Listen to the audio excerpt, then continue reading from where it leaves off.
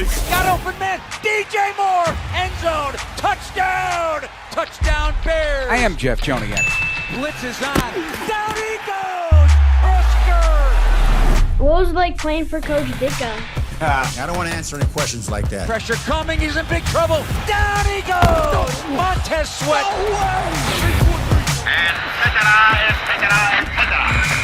Now, Bears Etc. brought to you by Chevy Drives Chicago, the official truck partner of your Chicago Bears.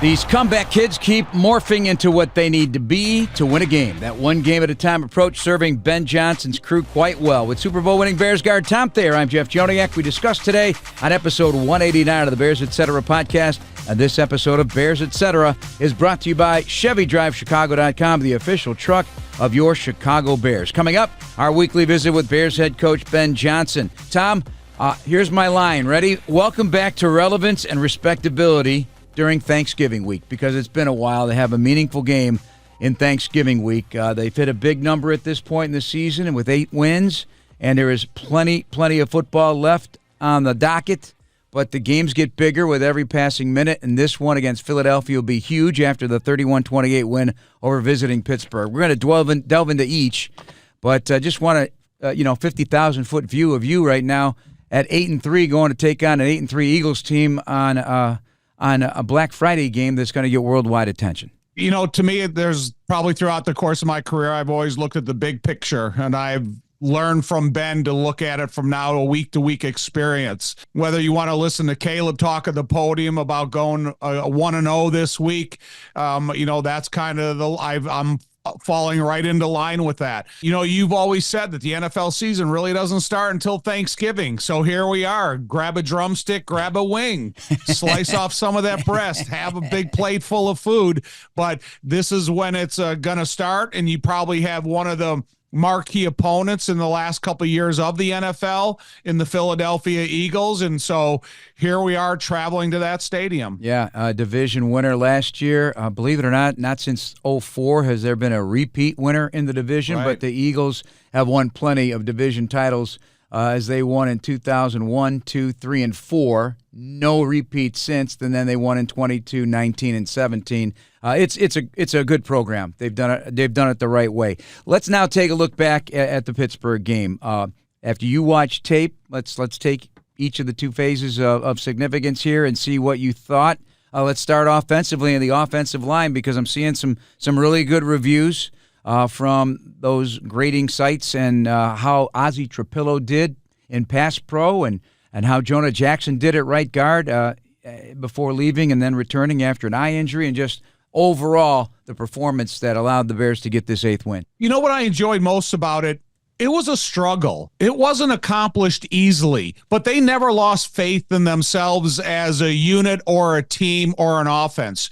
And so we could hear the hitting from up in the booth that was coming from down in the field. And whether it was the aggressiveness of the offensive line, the physicality of the running back position, and even the receivers and tight ends.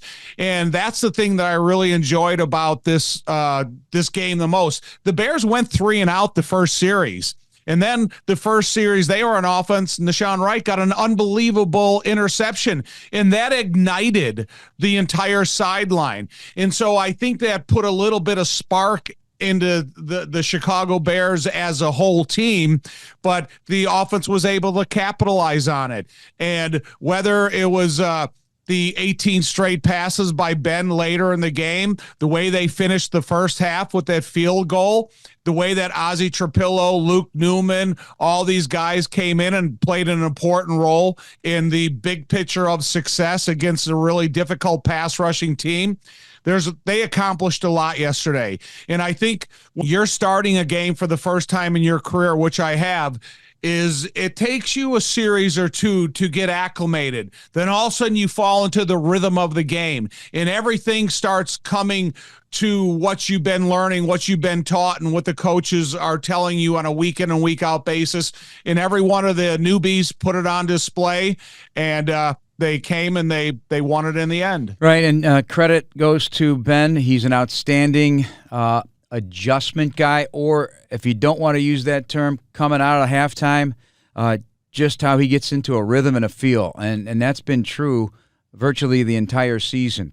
Things change throughout the course of the game. Adjustments are made. He sees things. He exploits matchups, and he really started to exploit the middle of the field of that Pittsburgh Steelers defense. Yeah, and I think that was really important, to the sight lines for Caleb, because Caleb threw some passes yesterday that they had velocity behind them like a fireball, fastball pitcher in Major League Baseball. And they were so accurate. They were in the red zone. They were decisive.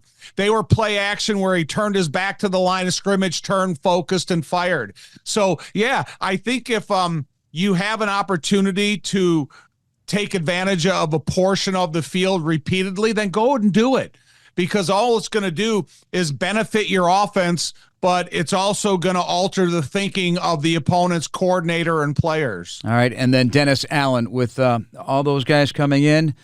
Hippolyte started, did not finish. Here comes Amanag Bangwamiga. We got the great work of Jackson at the linebacker level. Were there some missed tackles a time or two in the game? An adjustment took place there. They were hitting hard. There were gang tackling going on. There was tip passes at key moments in the game. There were the takeaways. A really impressive performance and a rotation of bodies to settle in to stop Mason Rudolph. But on 31 attempts, he managed just 171 yards and was sacked twice. You had Montez Sweat having himself a game, as you indicated last night on the TV show. Should have been 3 sacks. He'll regret that one he slipped off of. But that exceptional interception by Wright added to the mix. And where does this leave the Bears defense in facing a variety of different teams coming up? Because they can morph into a lot of different things too. And there will be guys returning, maybe sooner than later. Right. There are a lot of guys on the back end, have a chance to return to the lineup, and then there'll be some decision making for, Al Harris and all the assistant coaches and Dennis Allen. But I look at a guy like Daniel Hardy, and you talk about the big package, because you know what Pittsburgh Steelers likes to do with, to have their running game involved. So then you got an Andrew Billings, you got a Chris Williams, you got Booker's playing a good brand of football, gets her on the pass. Montez Sweat is as well. So you got those guys all involved. Then you have the substitution packages, whether you want to go kind of more of a faster pass rushing lineup, and then you switch Daniel Hardy out for a defensive back. So I love the variety of the front 7s and 8s, and probably being used by 12 or 13 different players by Dennis Allen. Now you can match up against what you think the opponent's going to do to you. You can keep bodies fresh for the latter stages of the game. And they're playing a super effective brand of football. And then when you get a guy like Montez Sweat, so they put a tight end out there.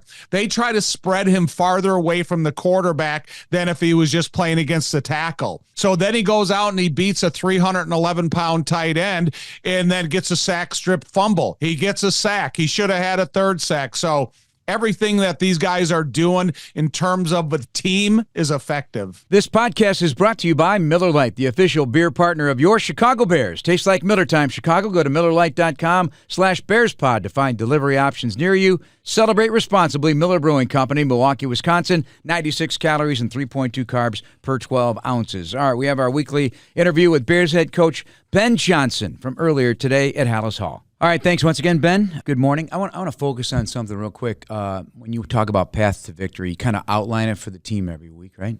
To me, that speaks louder than just 3 words, path to victory. It's a mindset. Would you say that's also a part of it? You show them, they believe it, they go execute it. Yeah, that's the hope, and that's really the thought behind it. Is you kind of want to outline where we can take advantage of certain aspects of the game, and you hope they bring it to life there on game day. So, I got a great staff around me. They help me with formulating how we're going to attack the opponent each week and what we need to do and what our strengths are versus that team and the weaknesses and things of that nature. So, the more of those key points that we're able to hit there on game day, the better chance we're going to have in terms of winning that ball game. I want to focus on the rookies yesterday as part of the bigger picture here, but I did the math. Monangai, Burden, Loveland, 20 touches, 158 yards, 2 touchdowns, 7.9 yards a touch, 9 first downs. I think 7 of those in the first half. 63 rushing yards, 95 passing yards, and then you throw in Ozzie Trapillo as a starting left tackle for the first time. I think 41 pass pro reps, no quarterback hits, no sacks, and Luke Newman comes in, plays a little guard, plays a little fullback. That's a hefty day for the rookie class. What are your thoughts on all that? Yeah, no, I think at this point of the season, we should probably just start shying away from calling them rookies anymore. Okay. You know, they've been around long enough. They know how we operate. They know the offense. They know the defense. They know special teams, and so they're one of us. And they certainly have earned that right. All those guys that you just mentioned, they're a huge part of what we're doing, whether it's providing elite depth for us or playing key roles on game day there. So can't say enough good things. I think Ryan and his crew did a great job identifying some highly talented players this past year, and we were able to hit on a number of those draft picks. You had a double reverse. Caleb goes out. You didn't hit anybody, but are you okay with him being a lead blocker? I think he said. I think he said earlier this year he's a largely condensed human, so yeah, he can withstand some of that. So many different variations of a heavy package. We saw a lot of it, obviously, from your opposing team yesterday, Pittsburgh. I'm not sure. I haven't watched tape yet of Philly this year, but is this jumbo package here to stay in the National Football League because of all that it offers you? Well, yeah, I think things go in cycles, and so at one point that 11 personnel was on a rise, and particularly when Sean McVay first got to LA, I felt like every team kind of started mimicking that, and so 11 personnel shot up the ranks, and now it seems like it's going backwards a little bit. I do think tight ends they give you the most flexibility between being able to get versatility there in the run game and in the passing game, still splitting them out wide and running great routes and creating matchups. And so as defenses have started to trend more towards nickel and dime and being smaller and faster, there's a strong argument to how do we keep this team in base defense, and whether it's spread them out or even pound them a little bit. I mean, bully ball is still a thing in this league, and to Pittsburgh credit, they did that against our defense a little bit. You know, they lined up. That was a very physical game that our defense was playing throughout, and you know, we found enough stops there in the run game in the second half. But that first half, you know, we gave up a little bit of run yardage. So, you know, yeah, I think to your point, there's a lot to be said for having the ability to go bigger when the game dictates it. Do you think that also helped not necessarily ease in Ozzie to make it not feel too big, because you gave him a lot of snaps in that throughout the course of this rookie season? Yeah. You know, it's hard. It's a very difficult transition from college football to the NFL, and certainly at that position where, you know, it almost feels like you're drinking through a fire hose and ton of information. It doesn't matter how much you played in college. The techniques are different. You got a higher caliber athlete lining up across from you every single snap, and so you have to be perfectly sound in everything that you do. And so when you combine that along with some of the schematic things that we like to do on offense, it can be a lot. And so I did notice, you know, I don't know at what point, but from training camp up until the last few weeks, I kind of felt the game slow down for Ozzie to a degree. You know, it's less worrying about what you're doing, and I saw a big smile on his face more often than not most of these days. And for some of those rookies, that's hard to do, because it's just, this is a grind. You've been going from the end of the college year last year to getting ready for the combine, draft, blah blah blah. You know, you got all these things going on, and it's hard to catch your breath. And that's why that year 1 to year 2 is usually the biggest jump for a lot of these NFL players. And yet I kind of felt it for Ozzie at some point during the season, whether it was on show team, just things have really started to slow down for him. Yeah, I've noticed that too. There were times going in the locker room, because I was a very affable guy. Yeah. After the game, you couldn't wipe that smile off his face. I know. Yeah, it's like, you know, within the last 4 weeks, everything's kind of flipped on for him. So it's great to see. And we always know the trickle down for injuries affects special teams more than anybody. Are you impressed with what they were able to put out there? Because losing guys in the game too also trickles down to how that impacts special 100%, and that's that's Hightower and Blevins and what they've been able to do, and you know they go out there and you start the season thinking this is your core unit. Well, next you get to this game and you look at your core unit, they're starting Right. on both sides of the ball. And so you've got the next crew in, and yet they performed at a super high level for us. And like I said a minute ago at the press conference, this kickoff, it's starting to slowly turn into being a major weapon for us. The way Cairo's kicking the ball, the way we're covering down, that's a huge deal for us here the second half of the season. You know what's funny? The 35-yard line, okay, you're going to get the ball at the 35. But now if you get it at 20, back in the old days, that was normal. Now it seems egregious. Absolutely, yeah. 15 yards is a big deal. Huge deal.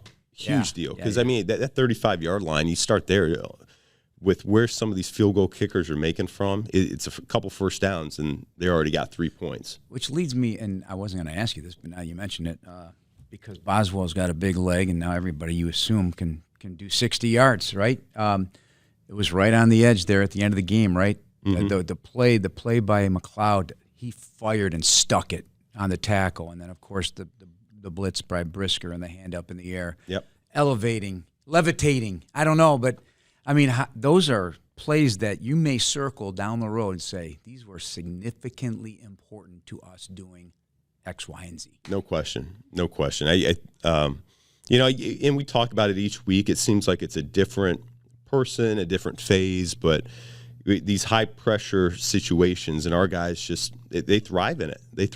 And it's so cool to watch as a coach. You just kind of think, man, we just got to keep this thing close, and we're going to find a way. All right, there's too much information after a win to get into, because I want to talk a little bit about what's ahead here, because you're used to coaching on Thanksgiving. Yep. This is a little different the day after.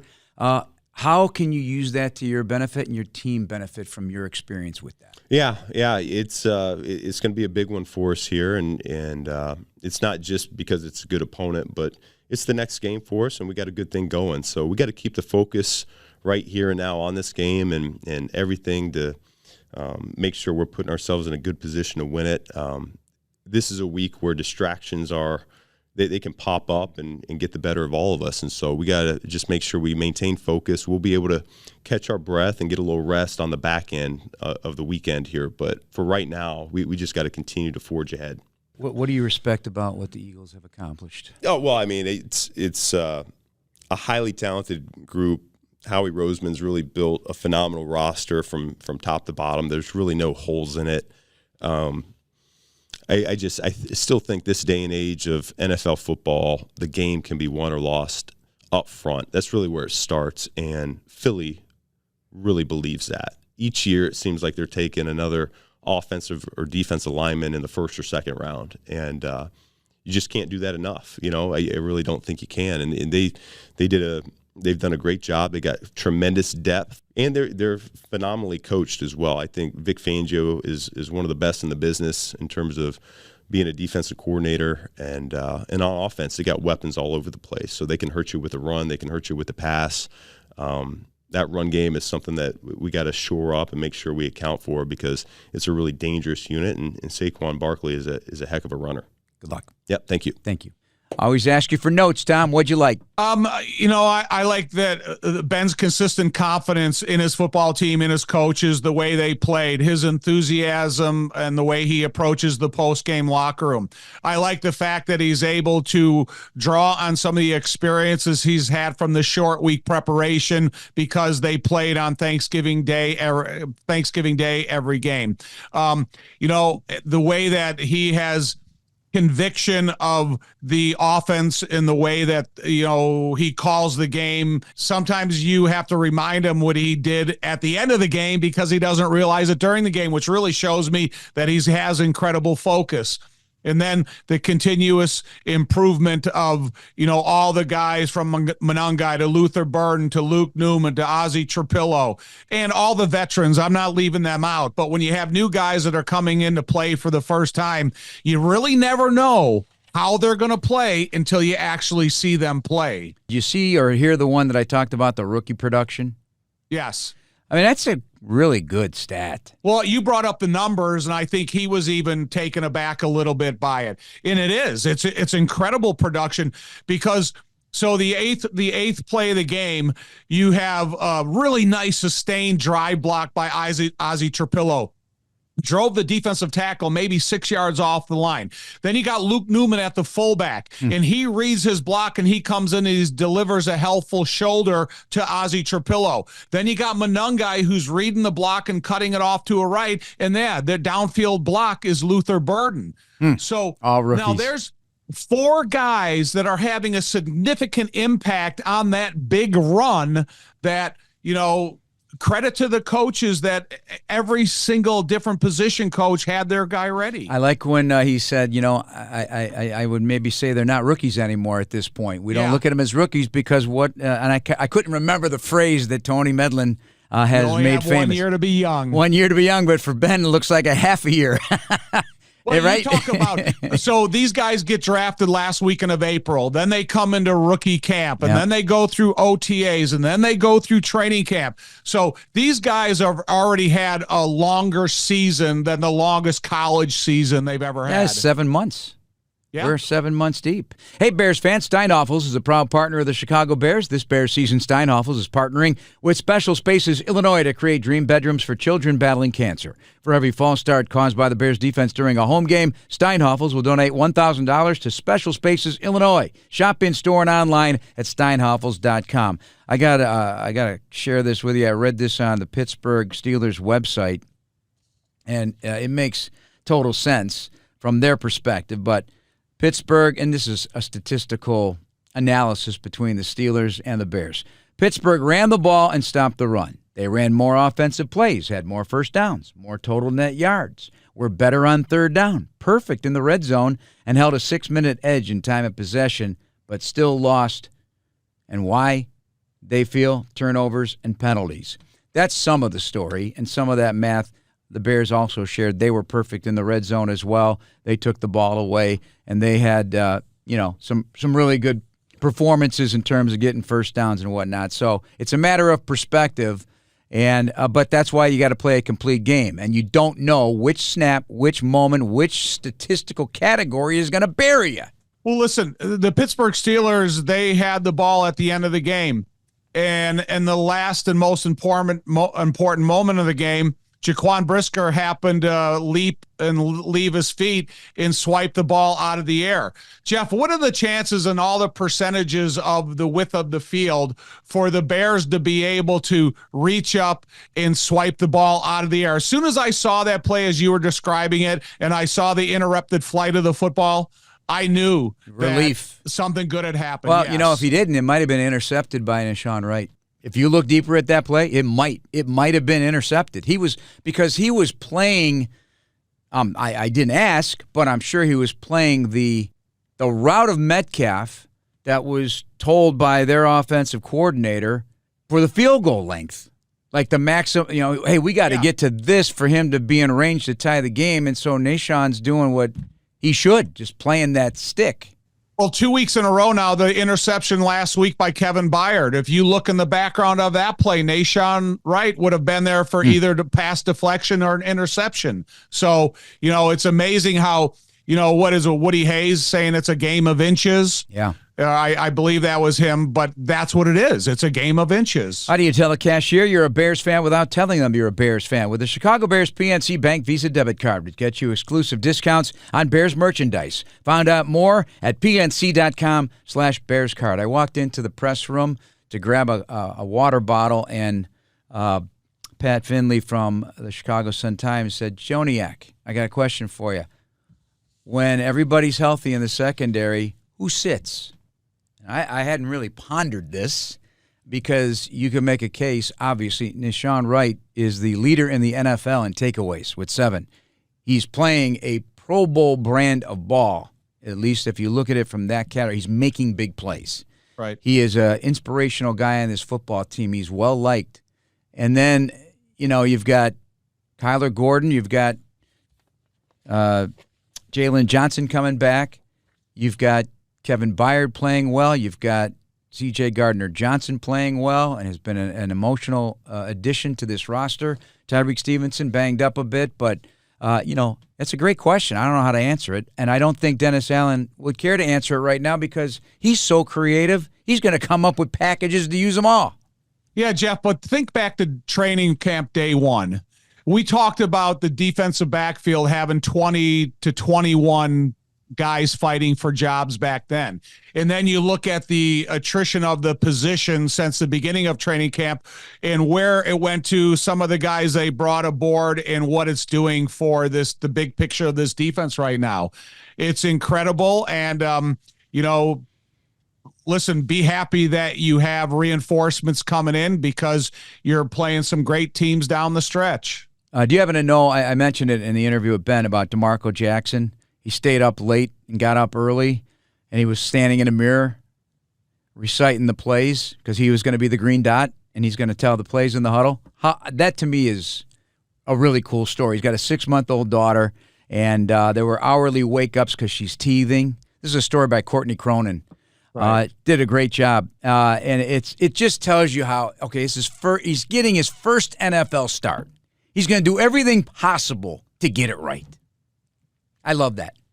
Right. Listen, man, it's commitment, and that's exactly what you want, whether you're looking at a mirror, seeing it yourself, or you're doing it in front of other players. And listen, what he was able to do with a 15-tackle performance against a football team like the Pittsburgh Steelers, some of the reactionary plays that he made, you can see it. It was evident, and I admire him for it because it's got to be important to you. Bears fans, gear up at the Pro Shops at Soldier Field, your home for officially licensed jerseys, headwear, hoodies, and more. Open daily near the Veterans Memorial Water Wall. The Pro Shops at Soldier Field, a Fanatics experience. One thing more about those guys at linebacker, and same with Agbang Mamiga, they had to tackle well because the game plan was the short game. Rudolph, boom, had a high completion percentage, 16 of 17 on 10 yards or fewer. They're going to have to tackle. They used the run game to the perimeter. They were going to have to tackle. So that was big, and how they get now ready for a Philadelphia team that's also a physical bunch. It's going to be interesting how the Eagles plan on attacking the Bears and how the Bears defense plans on attacking a team that we just talked to Merrill Reese for our Bears weekly show on Monday night, and he says, this is not a team running the ball well. And that's crazy to hear when Saquon Barkley got 2,000 yards last year with playoffs. Well, in the last couple of years, this is a running game that was relying on the offensive line as much as they were on the running back position and what the quarterback can offer you. And so they do have some injuries on the offensive line that interrupts the efficiency of the passing game. But one thing I like about these young linebackers is every single play in your description, you were talking about motion beforehand. So they didn't get distracted by the extra offensive lineman, the 300-pound tight end. They stayed focused on exactly what their assignment was during the course of all that pre-snap movement and stayed focused on how to filter through all that information and be in the right place. All right. When you watch we were at the TV station at Fox getting ready for our show, and we watched the Eagles give away a 21-point lead to the Dallas Cowboys. And if you've had a chance to watch some of their tape, what sticks out from your perspective on the Eagles on both sides of the ball? I hate to say this, a lot of mistakes that were self-created. The first fumble by Saquon Barkley, but another example of the peanut punch. And then, Jeff, I've been talking to you about this all season, is where realistically can you field a punt nowadays? So you go in there and you field a punt on the 2 or 3 yard line, and then the relentlessness of the flyer to the left-hand side, Clark, number 38. He was able to stumble, bumble, get knocked to the ground, do a somersault, pop to his feet, and then still get his helmet on the football. And so I still think Philly is a really good football team, but you can't have self-created mistakes in some really dangerous times in field position. So, I still think they're a good team, but, they made some mistakes that came back to haunt them in the most important time in the game. So two big guys to block, I would think it would be Jalen Carter and Nakobe Dean, outstanding blitzer and a very aggressive player. Yeah, Carter, Jordan Davis on the inside. You're talking about multiple 300-pounders at the point of attack. You're talking about linebackers that are having a really good. Is it Zach Vaughn who they brought? Braun, yeah. That they brought aboard that is really playing well. And we talked about Fangio. He's a dynamic defensive coordinator in this league, and he's got some of the tools to work with. And get ready to go into one of the most ugly environments in football. And not only is the crowd mean, but they're loud and they stay in their seats and they don't sell a lot of tickets. Score big at your local Chevy dealer. The Chevy Silverado will take you through this season in style. Chevy Drive Chicago, official truck partner of the Chicago Bears. You had a great point you made with me, Ben Johnson, and I did ask him about it, having that experience of being a Thanksgiving Day coach. So it's one day later, you get an extra day to prepare. How that will help prepare this football team. Yeah, because Ben knows that the work that you have to put in and how you get the most out of your time that you have, but how to help the players recover so they're ready for an exhausting effort on Friday. So all these examples that Ben has lived through, he's got advice from with the other players and staffs and the different segments of the staffs.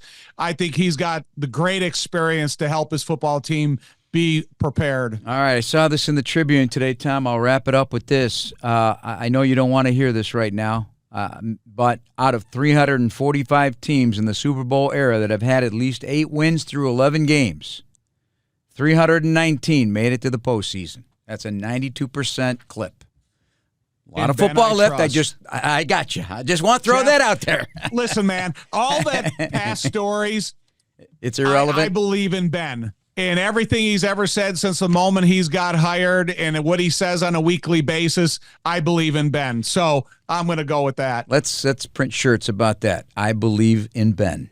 Good news, Chicago. United Airlines is getting brand new planes with all the bells and whistles like Bluetooth connectivity, screens at every seat, and room for everyone's roller bag. United, proud to fly the Chicago Bears and you too. That's going to wrap us up for Bears head coach Ben Johnson and Tom Thayer. I'm Jeff Joniak. Thanks for listening, everybody. Please subscribe now on the Chicago Bears official app, Apple, Spotify, YouTube, or wherever you get your podcasts. We'll be back with you for a little Thanksgiving morning release of our episode number 190 that'll preview the Eagles. That'll do it for us. Bear down, everybody.